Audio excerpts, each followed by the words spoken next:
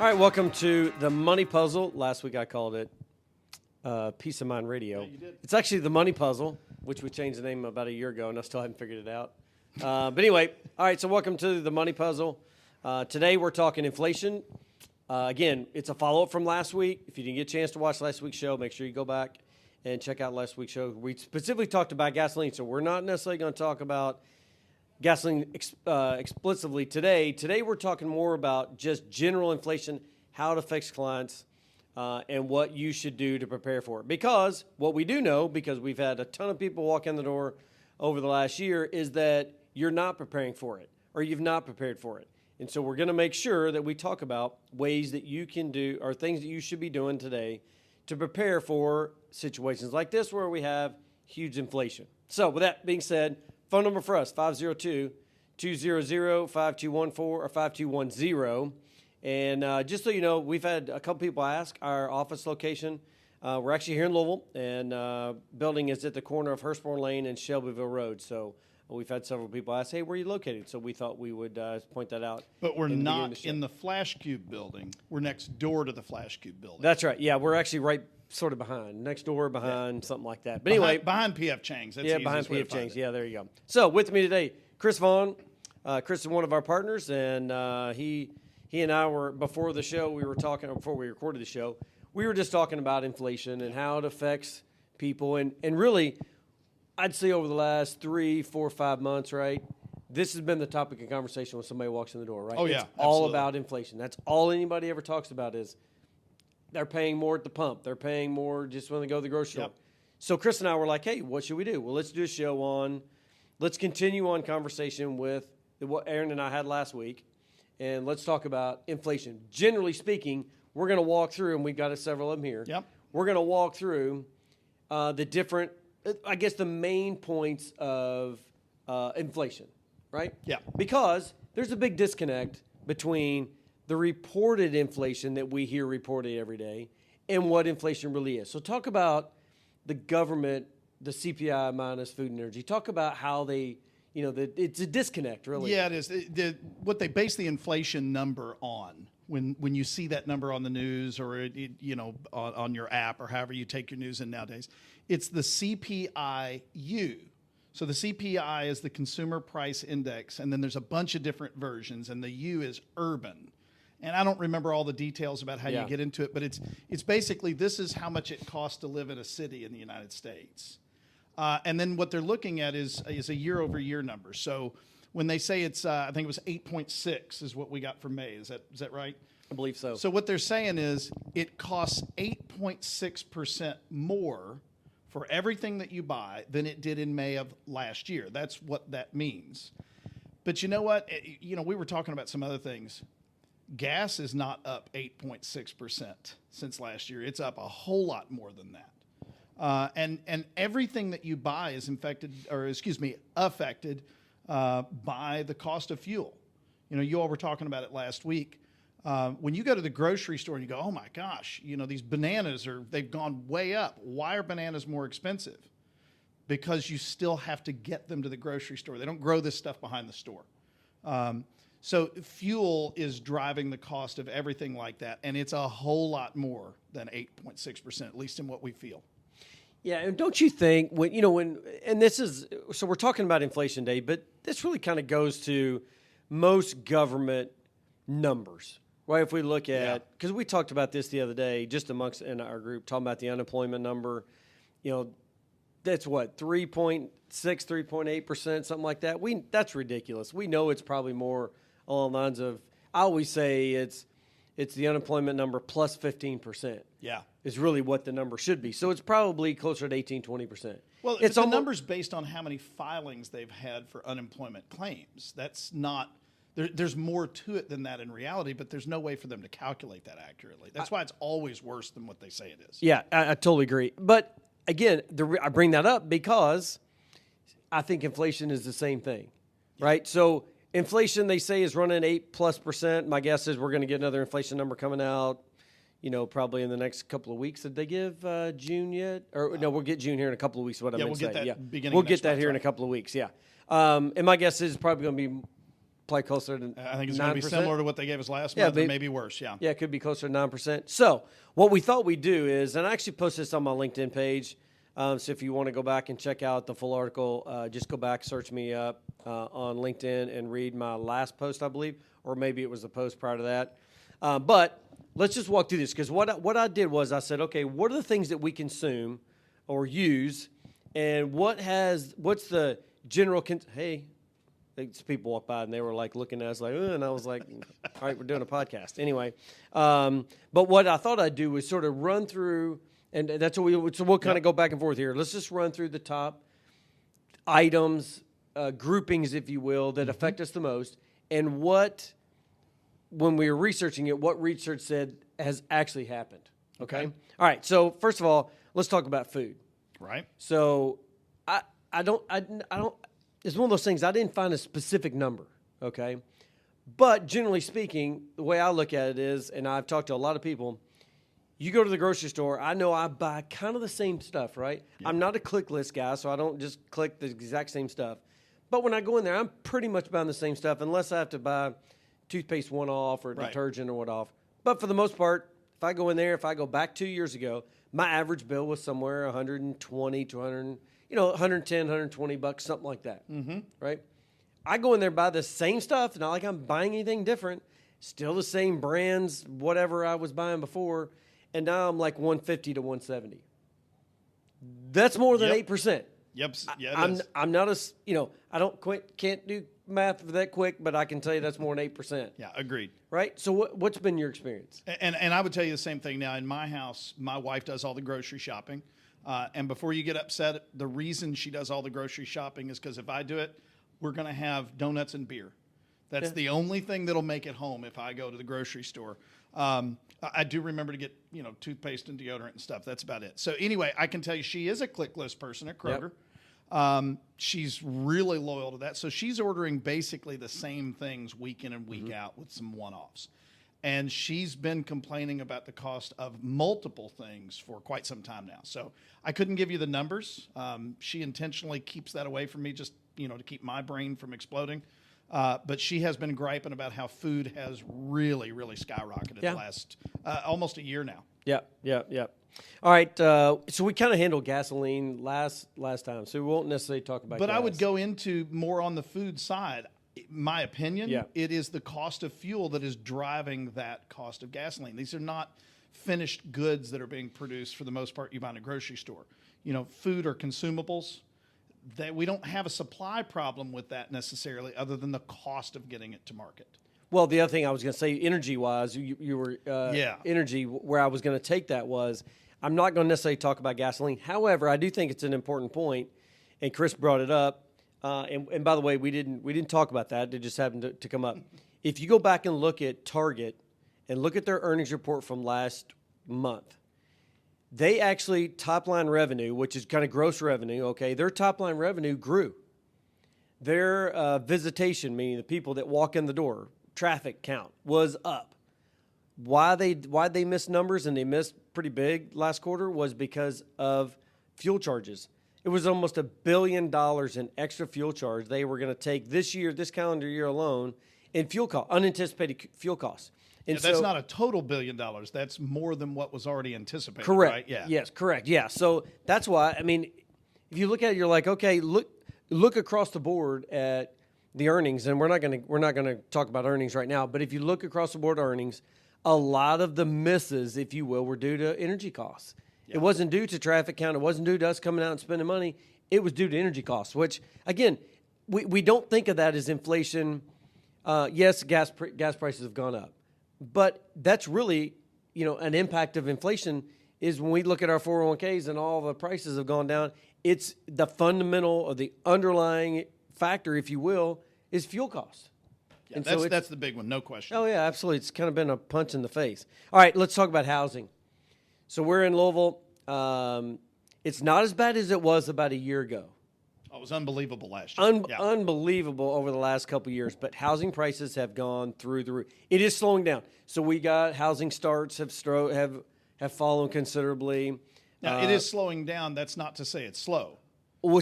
It's not stopped. That's right. for It's sure. still going, just not as bad. It's nowhere near. I guess I was comparing this period to last Yeah. year.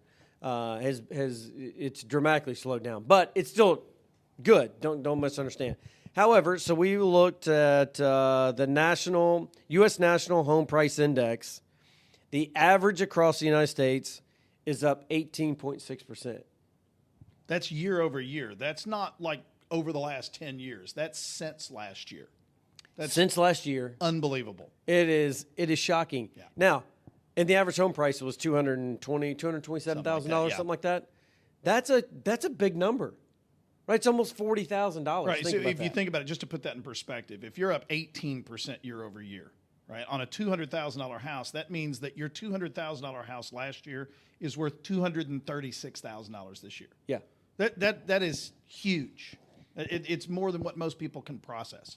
Yeah, and there's all these multiple things. You have to look at it from this perspective. So, Chris, if you go out and buy a house today, and let's say last year you could have bought that house at $200,000. This year you're having to pay $236,000.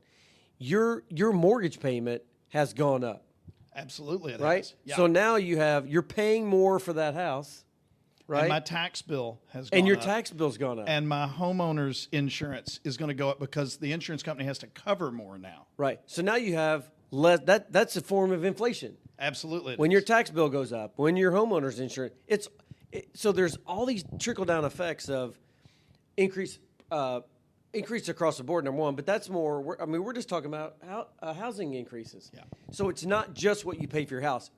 There's a lot more to it. All right, so let's go to the next one real quick. Cars is another one. It's unbelievable that the value of vehicles that are used vehicles have actually gone up recently. This is a depreciating asset. We've joked for years about how when you buy a new car, that thing loses $5,000, $6,000, $7,000 in value the moment you drive it off the Right. lot. That is not true anymore. You know, because there's so much of a demand for vehicles, it's been unbelievable. There's as I'm driving into the office in the mornings, Carvana has put up one of those vending machine towers, and before COVID started, that was full, and they had it lit, and it was a really kind of a cool looking thing, right? They haven't been lighting it in quite some time, and I think it's because half the spots are empty. I went by there yesterday because I know you're talking about the one out here on 64. Uh-huh. I drove by 64. They had 3 cars in there, and one of them was a Carvana car. Wow. So it probably wasn't even for sale. Probably just one they had to stick in there just to. It's unbelievable. But the interesting thing about used cars is Let's see. Blah blah blah blah. The U.S. Bureau of Labor Statistics said that used car and truck prices jumped 40.5% from January 21 to January 22. Unbelievable numbers. It's shocking. Yeah. But here's the most unbelievable thing. So I have a 2000. I bought this in 2020. I have a 2018 Jeep Wrangler. Okay, and I bought it from Cross Jeep here in town. So I had a guy call me from there and said, "Hey, are you interested in selling your Jeep?" Yeah. I'm like, "No, dude, I love it. I love that thing." They were willing to offer me more than what I paid for it 2 years ago. And they're planning on reselling. Yeah. So they're not offering you what they think it's worth. Right, exactly. Unbelievable. Yep. Yeah. Oh my gosh. It is, and I'm hearing that more and more. People are trading in their cars, and they're like, I bought this car 2 years ago, drove it, 24,000 miles, and I usually, trade in a car every 2 years, and they're giving me more for that car now than what I paid for it 2 years ago. It's an appreciating asset. I mean, that's the way real estate is supposed to work. Now you got cars doing that recently. Yeah. I'm curious. Let's talk about what the cause of that is. I can explain the cause on a lot of these things, but vehicles is a little bit of a stretch. So, do you think, for example, that there has been a big chip shortage? And of course, they can't make a car that doesn't have computer chips in it now. Out where I live in Shelby County, there is a temporary site that they had leveled out in order to do some new utility poles. Ford has come in and fenced that area in, and at one point in time, there must have been several thousand full-size trucks out there and security guards, and it was because they had produced them, but they didn't have the chips. Right. Well, they finally got rid of all of them. Well, it's filling up again, and it's not just their full-size trucks. And in addition to that, there's a bunch of Amazon vans out there, brand new. Yep. So is that what's really driving this appreciation in vehicles, which is not normal, and it's part of the inflation issue? Yeah, I think that's part of it. I think there's a part of it in the pandemic. I think there was cars were, we weren't trading in our cars because we couldn't go into places and trade in our cars, and so usually there's this constant flow of us selling our cars and buying new cars, and I think that kind of slowed down. And so there was we're all dying to go get a trade our car in now because we delayed how long it would normally take us. Well, yeah. Well, we all started getting the whatever money we got from the government, and we're like, hey, let's go spend it. Let's just go buy a brand new car or go buy a used car. And then so the demand sort of outpaced the supply by a long shot. And so, and I know that was the case with, a lot of cars that you would go to like to Avis or Hertz or whatever, rental cars. What they did during the pandemic, they were dumping those inventories because they couldn't hang on to them. Right. They were just getting rid of it. And then all of a sudden the demand came back for rentals and they had no rentals. So, there for about 6 months, it was very difficult to find a rental car. Oh, yeah. People were renting U-Hauls when they were on vacation just to get around, Florida or California or wherever they went. Yeah, it was bad. I know we struggled a couple of times we traveled. And so, but I think that's all kind of, taking care of itself now. But I know even you drive by any car lot and there's still, it's getting better. It's a lot better than it used to be. Now you go by, the parking lot's about 3/4 full. It used to be, maybe a third full. Yep. But now it's about 3/4 full. So I think the automobile industry is now coming back and where it's a little bit more normal. So I don't think you're going to see, dealerships call and say, hey, I'll give you the same thing, for your car that you bought it from me 2 years ago. Are you regretting that decision at this point? No, because I love it. I know I don't. I love that thing. All right, so let's keep going. So clothing. This is an interesting one. So I started Googling clothing, and there wasn't – I couldn't find a statistic about the increase in price of clothing, although there were some hints about clothing. But it said that clothing didn't go up that much. And I will tell you that I see that because I'll go buy a pair of shoes or buy a pair of pants or buy a shirt. I was looking for a pair of jeans specifically, and I found the same pair of jeans I bought 2 years ago, and there wasn't much price difference. So it wasn't like it went up 30% or what. It was not that much different. Now, I don't buy a ton of clothes. I'm not a big shopper, but it did say that it had gone up about 5%, which is a little shocking to me. Yeah, I've kind of had the same experience. I'm a little bit of I've got more shoes than most women, so I do keep track of those prices because I buy them so much. I have not noticed a big increase in that. Yeah. It seems like the cost of clothing is going up, but you and I are in similar situations. We've got 2 boys each. They're growing so fast that you're constantly buying. So it's kind of hard to keep track of is the actual cost going up. Yeah, but I didn't see where it said it was a huge number. Yeah, I just didn't see it. Utilities, kind of thing. That's more of a regulated industry. So you're not going to see prices go up, 20% because it's regulated. I think it said the national average was 3.9%. That's about right. I think I haven't really noticed. Like I do my LG&E bill here. I actually do the budget billing. Mm-hmm. So mine's the same throughout the year. And it's really not – I mean, it's gone up some, but it really hasn't gone up a whole lot in the past 4 or 5 years. So my wife and I were talking about this one the other day. We're on KU out where we are. Yep. And she said, it really went up. And I said, well, let me see. And if you look at the back of your statement, people don't realize this. You say, okay, well, in the month of June, I paid this amount. Right. Well, last year I didn't pay as much. But how many days were you billed for last year? Sometimes you were billed for 32 days, and this year you're billed for 29. So I have not noticed that the utilities have gone up because they are very, very regulated. Yeah. But if you have that sensation, you might want to go back and look at that. It may not be a fair comparison. Yeah, and what I would tell you is if you're not on budget billing, you're crazy because budget billing is so much better for cash flow. They're not talking about financial planning right now, but it does make a lot of sense to be on budget billing because you basically pay the exact same amount all year, and you can budget with it. Especially you avoid months like right now where we've got 90 plus weather outside every day. It will be for the next month. You get your LG&E bill, it's not going to be $80. I mean, it's going to be a little bit higher this time. It's going to be a little bit higher. So you can just avoid those big swings in your utility bill. So I'm a huge fan of budget billing. And by the way, so are the utility companies. They'd rather you be on budget billing than not be on budget Because billing. it makes it easier for them to do their own budgets. Yeah. So, yeah, they are fans of it. Yeah, for sure. All right, let's so cable, cell phone, internet.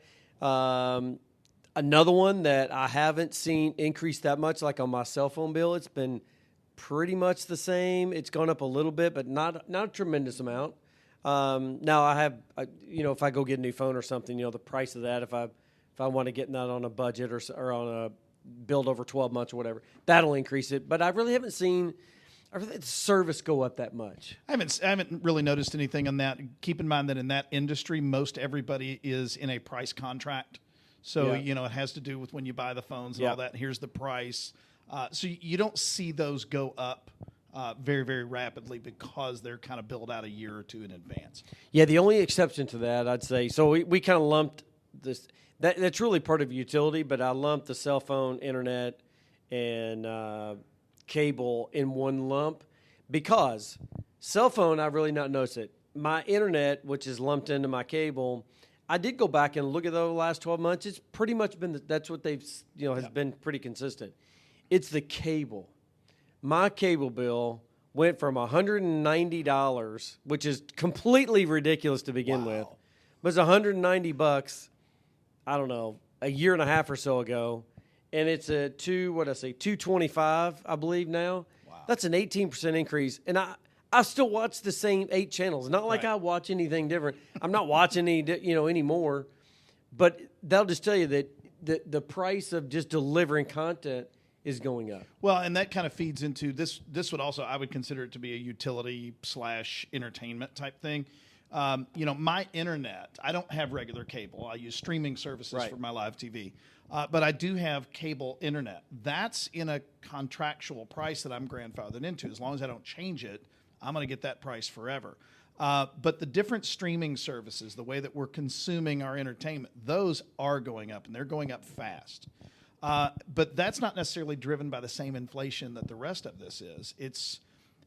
We're finding out, and this has been in a lot of the earnings reports that these companies, Netflix most famously has come back with, they're not making enough money to keep up with their competition. Right. So they're having to produce more shows and more expensive things. And of course, those are expensive, and that's raising their expense. So they're having to raise their rates just to keep up with the demand that people have for the latest, greatest. So that is a form of inflation that we're all experiencing because most of us do use those services. Yeah, for sure. All right, so what we've been talking about is just the overall inflation and how really when you look at the number, you look at the CPI number, even though they exclude food and energy, which is really one of the most, inflation impact piece of what we consume. Don't believe the 3.8.9, 3 point whatever it winds up being. Don't believe it. You have to go based off what you're actually spending. So you should do your budget and look back and say, this is what I spent a year ago. This is what I'm spending now. That's the real cost of inflation. That's what you have to look at. That's what you got to plan for. So, Chris, just in a minute or so we've got left, maybe talk about how you encourage clients to plan for inflation. When I'm talking to clients, when we're developing a good financial plan, one of the things that I tell people that I always get groans for is that you really should work on a budget. Oh, I don't want to do it. It's a bad word. But I will tell you that if you have that budget built into the overall financial plan and you're automatically increasing those budgetary expenses year after year so that you're forecasting some inflation in, then number one, the inflation is not as painful because you already had that figured in. And number two, when you do get the inflation numbers like you have right now that are a lot higher, at least temporarily, than what that forecast is, you're minimizing that pain. Man, I hate doing a budget too. It's not a fun thing to do, but it's amazing the pressure that it takes off of you, knowing that here's how much money I've got to spend on these types of things, and having that inflationary increase in that budget built into it over time, it just gives you so much peace of mind. When, what's the biggest stressor that people have? What's the number one cause of divorce? Blah, blah, blah. It always comes back to money. And if you've got that budgeted out correctly and you've built a good overall plan, man, it just makes life so much easier. Yeah, yeah. It truly is all about planning. Yeah. And along with what Chris said, we talked about this last week in the show. So if you didn't catch it, make sure you go back and catch that. Aaron and I talked about the impact of inflation, especially on gas prices and why gas prices have gone through the roof, and how there's this disjointed relationship right now with the price of oil and gasoline. And we talked about how do you plan for inflation. Chris and I have been talking about it, but at the end of the day, it comes down to the same thing. You have to plan for it. And when you do a good financial plan, you plan for things like this, where it's inflation. You don't have to go and stop driving your car, or stop going out to eat, or stop going to the movies. You don't have to do that. You just have to plan. And what we know is that the majority of you that are watching this right now have not done that, because we get people that walk in the door all the time, especially over the last 6 months, have said, you know what, I have not planned for this. This inflation is kicking my butt. I want to make sure that that I'm still on track to retire. Or I want to make sure that I do what I need to do in order to minimize the impact of inflation. We do that by doing a financial plan to know that, yes, there are going to be times like this. We're going to have another case where we're going to get huge inflation. It's coming. Yeah, it will happen. It's coming again. Even when we get past this, it'll happen again. So we just have to plan for it. That's the key. So anyway, appreciate you watching. Again, if you want our phone number, 502, I'm sure Mr. Producer will put it up there, 200-5210. You can visit our website at FWP. That's Frank William Paul Partners.com. You can go back and look at any of our other podcasts. We also have another podcast that we send out every week, which is called Something in Bourbon. We hadn't figured that out. But it's cool. We were calling it the FWPP Bourbon Show last time. Oh, okay. All right. So we got a big fancy I'm term. not there. Yeah. Anyway, it's a cool show. We talk about bourbon every day. Or not every day, but every week. So we do have a couple of ways to enjoy our content. So whether you're watching us on YouTube or you're listening to us, just make sure that you rate, like, subscribe, rate, review. We would appreciate it. And make sure you share it. So if you like our content, just hit reshare, share it to your audience, and say, whatever comments you want to say about it. So anyway, that's it for another week. Make sure you tune into our show every week. You can also catch the Money Puzzle TV show that comes on every Saturday morning at 10:30 on ABC. Well, that may be changing a little bit, but you can check back to our website. We'll have it listed where and when that airs. So thanks again for watching, and we will see you guys next week. The information given herein is taken from sources that IFP Advisors, LLC, doing business as Independent Financial Partners, IFP, IFP Securities, doing business as IFP, and its advisors believed to be reliable, but it is not guaranteed by us as to accuracy or completeness. This is for informational purposes only, and in no event should be construed as an offer to sell or solicitation of an offer to buy any securities or products. Please consult your tax and/or legal advisor before implementing any tax and/or legal-related strategies mentioned in this publication, as IFP does not provide tax and/or legal advice. Opinions expressed are subject to change without notice and do not take into account the particular investment objectives, financial situation, or needs of individual investors.